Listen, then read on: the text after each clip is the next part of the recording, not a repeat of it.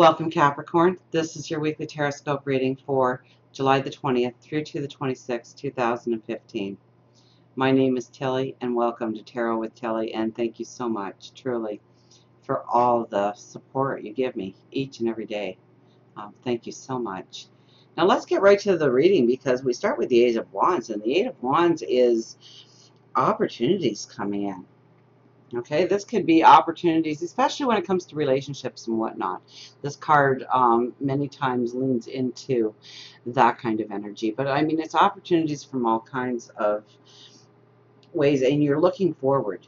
You're really looking forward into what is being created today for long-term security, perhaps. It's looking at the opportunities presented to you today, this week, in order to have that long-term growth. Following your intuition, tapping into your intuition, most definitely.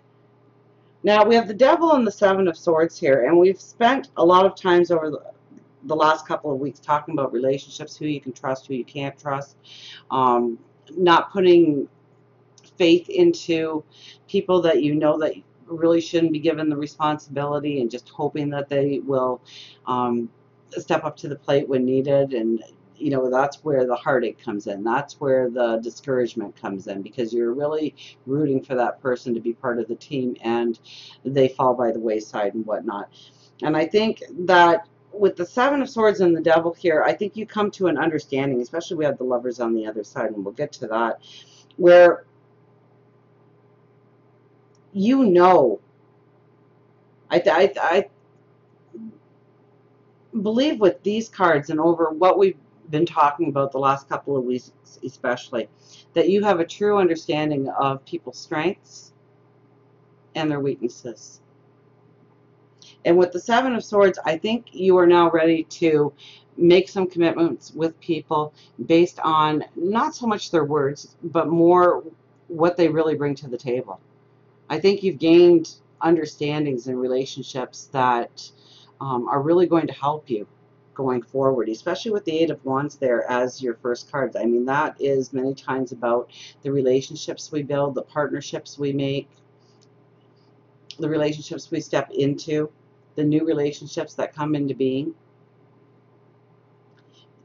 And so I really see you as a strength here of knowing who really essentially needs to be left behind in your path forward, and who really needs to come forward, and the strength that they have. I mean, each of these are a sword, so each person holds a great strength, where not only do they give you a balance, but you give them a balance as well.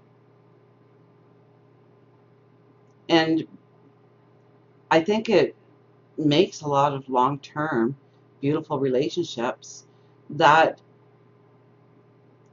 ground you, that give you balance, that help you on your path, that see you to your next stage. You know, we have the Devil here, okay? And the Devil is the phoenix rising out of the ashes. It's like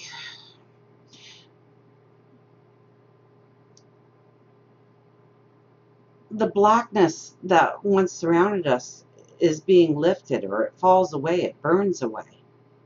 And we're left with this new persona of who we are becoming, of our strengths. And maybe it's noticing our own strengths a little bit more. Maybe it's knowing for the first time ever what we truly bring to the table. Maybe it's acknowledging it for the first time.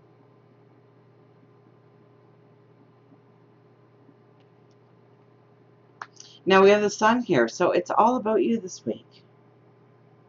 Okay, it's all about your goals, your dreams, your path forward, where you want to go. Okay, and that light is not coming from the sky, it's coming from you. You shine the way, you shine the direction of your path and your dreams forward. I mean, this is a card that's really based on the work you've done up to this point. This is really tapping into your own intuition. This is, I mean, this is an uplifting card. Absolutely. This talks about relationships getting better. This talks about your path forward getting better in all fronts. Okay? It's your health. It's your well-being. It's your financial situation. It's your career.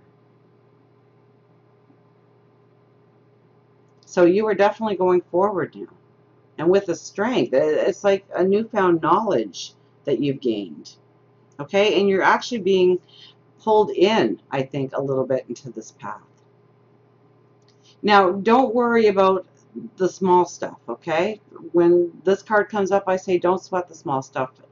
It will be revealed to you in time. Think about the big picture. Think about the big commitments. Think about the long-term future. When you're sitting down, you're negotiating, or you're talking about your dreams and your plans and who's on board and who's not, or what you want to grow and what you want to develop and what you want to create. Don't worry so much about the small stuff. Okay, that'll come in time. What you want to worry about now is the big picture of what the manifestation is. Remember the Emperor and the Empress, okay? Each of those cards kind of symbolizes, you know, all the kings and queens come to their court. But at the end of the day, it's the Emperor, it's the Empress that not only plans for the future, the long term, but they know they're going to get there. They know it's going to manifest. They don't doubt themselves. They don't hope. They lay out a plan. So, I mean, don't be impulsive this week. Absolutely don't be impulsive this week. Really follow your own true wisdom, your gut feeling, your intuition.